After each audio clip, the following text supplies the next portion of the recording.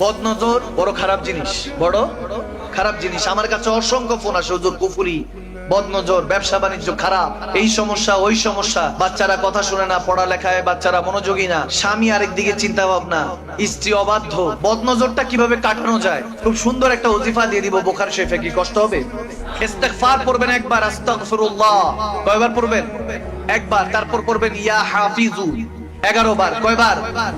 কি পড়বেন? ইয়া, আরো জোরে ইয়া, আরো জোরে কি? ইয়া হাফিজু 11 বার পড়ে তারপর দুরূদ শরীফ একবার পড়ে, যে কোনো বাচ্চা হোক বৃদ্ধ হোক যে কোনো বদনজর ফু দিবেন। প্রত্যেকদিন ট্রাই করবেন আসরের পরে। যদি এভাবে ট্রাই করতে পারেন ইনশাআল্লাহ 21 দিনের মাথায় বদনজর যত কুফরি আছে কেটে যাবে। সুবহানাল্লাহ বলেন। বাচ্চারা কান্নাকাটি করে না? অনেক সময় কান্নাকাটি করে, এটা বাঁচার জন্য, এই জন্য দিয়েছি। আল্লাহ কবুল করুক, আমল করার তৌফিক দান করুক, আমিন বলেন। সজীবতা ও স্নিগ্ধতায় নিজেকে ডুবিয়ে রাখুন সব সময় ইব্রুনের প্রিমিয়াম এবং কোয়ালিটিফুল আতরের সাথে। অর্ডার করতে এখনই ভিজিট করুন www.ibrun.com।